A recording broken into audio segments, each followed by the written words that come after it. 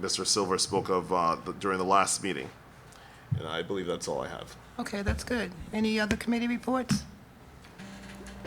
The PR committee, well, it's called PR, but it includes donor outreach, corporate engagement, partnerships, and parent engagement, had its first meeting last Wednesday night.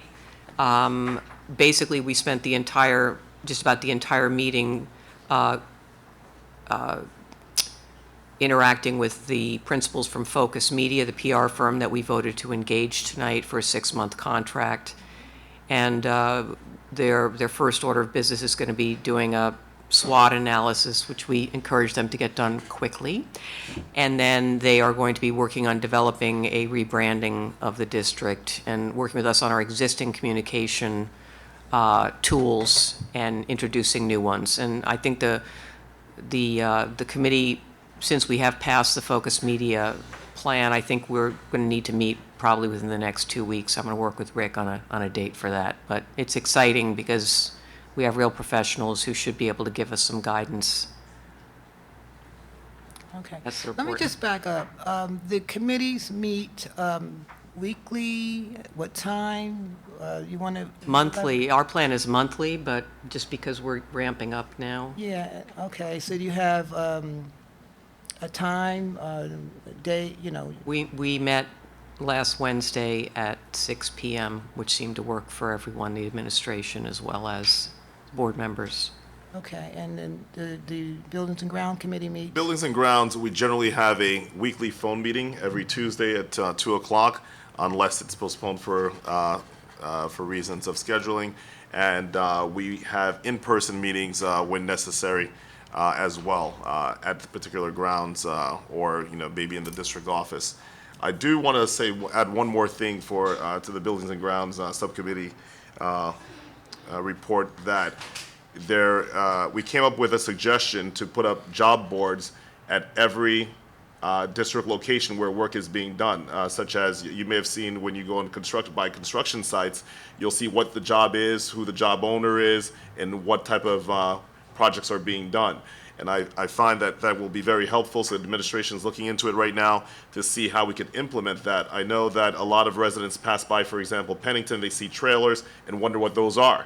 Or they'll see something being done and they won't know what it is. So these job boards, so called, will help clarify what's happening and also inform the community as to what's going on and to show the type of improvements that are being made district-wide.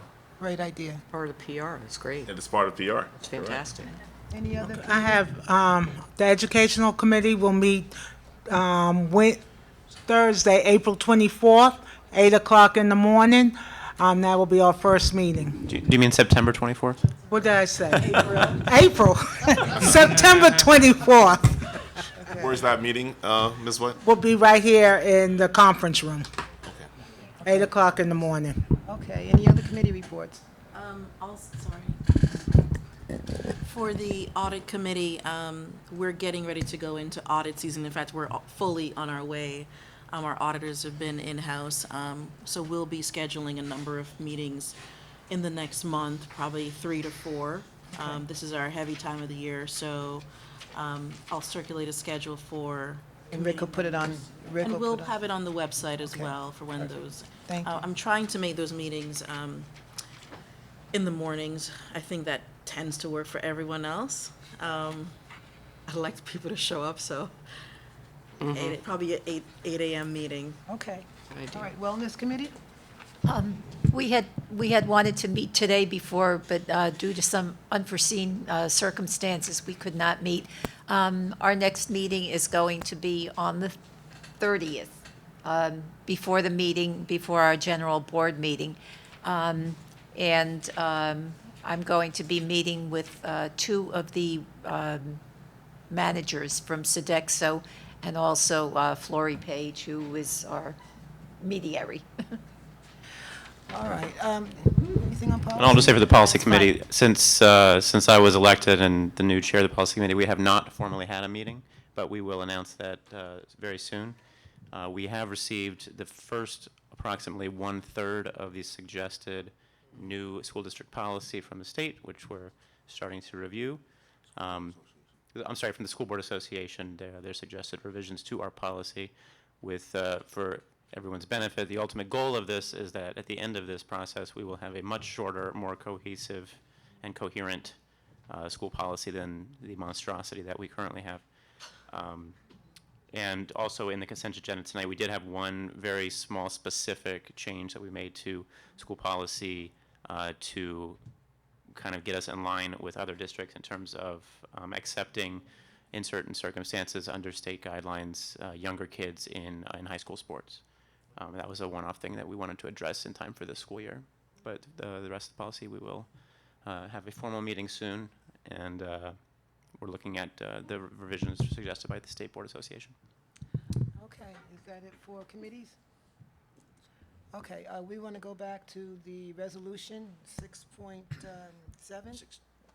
Yeah, Dr. Gorman wasn't able to pick up that exact, the exact invoices that were posted on here. But we have other ones. It appears the only thing that's redacted, and we're not really sure why it happened, are the addresses for the schools and the programs. You can see, we printed out what the format is for everything, and if the board wishes, first thing tomorrow morning when the rest of the staff comes in, we can upload the unredacted photo, copies of the. So what is the board being asked to vote on? What's on here or what you're disseminating? What's on here? The only thing that's redacted on here is the school addresses. We printed these out so you can see Format. for an example that it's the same format, but, and where the address would appear. I see. It's the same format where the address and the phone number would be. But for some reason, and we don't know why. Adobe does that. Did you upload that in the board docs? This is not the same, Oh, it's not. it's not the same invoice. We printed out a invoice similar so the board could see what the format I'm gonna is. say we pull this. I'm Yeah. gonna recommend that someone recommend. I recommend that we That keep we this pull vote this. until. Let's pull it. Yeah. I recommend pulling. I only want to pull it, understanding that this is not, because I understand these are textbooks, and in board docs, it already stated that some were delivered, but there were six categories that had been missed due to the issues. So I just want to ensure that this is not something that is holding up the process, It's not holding up the process, is that correct? ensuring that our students have the textbooks. Well, Can we then, proceed you on with- can't ask the board to vote on one document and have another one as an artifact. Yeah. This is not holding up any process for the kids, is it? Yeah, it is.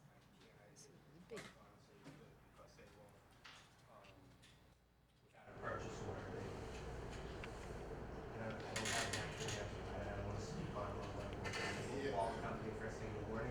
My intent is to get here so that kids are not close and ensure that they're not close if there's any type of process in the purchase order. Well, the information that is blocked out is not anything really pertinent to the to cost or to any type of financial subcategory. So I guess Trustee McDowell would have to be the one, since he pulled it, to move forward if you want to put it back on the table. I would say let's vote on it and still bring it back to the table for clarity for everyone so that we can have it At the next at meeting. the next meeting. That's Is fine. that So fair? you'd like to be able to review it after we voted on it? That's fine. All right, so you want to bring it back? That's fair for everyone. Okay, I think we're establishing an unusual precedent, that's all I'm saying. So then just pull it, so that we can have complete information. That's all, I think that's really, pull it so that we have complete information. I'm going to suggest, all right, make a motion that we pull this tab. It's already pulled for the next meeting. It's, just for clarification, right now it is only off the consent agenda. It's right to be voted on as a separate item. For the board to table it, it would require a motion to table in a second and a majority vote to table. I'm gonna, since I pulled, I'm gonna motion that we table it to the next board meeting, so that we can have all the information, so. That's in 3 weeks. And Right. my problem with that is in 3 weeks, and if these books are not here, what's the end result of that?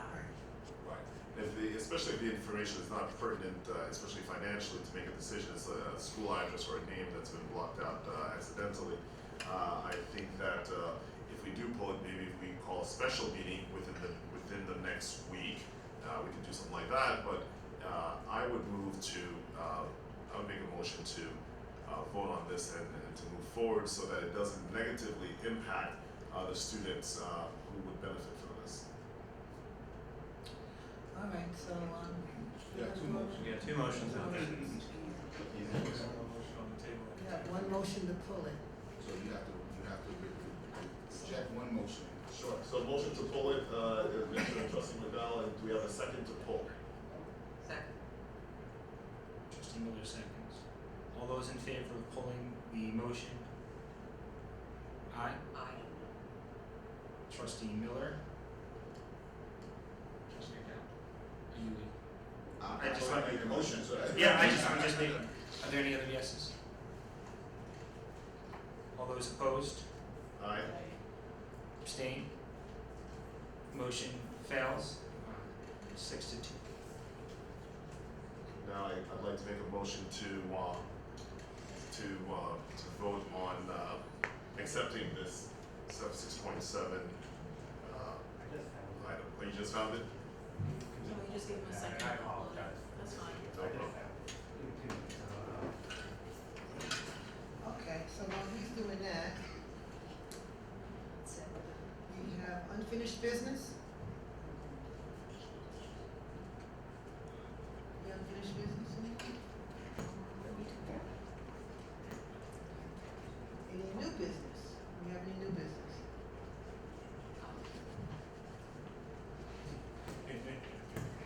Going Can once? you talk about the backpacks?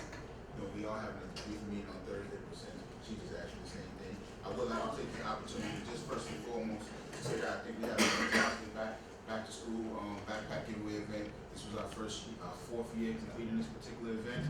A lot of people don't always ask how many people actually participated. In rough figures at the moment, we had about 2,500 people that actually participate, and we gave away roughly, counting by the number of tickets that we actually collected, was close to 2,000 book bags that particular day. Very good.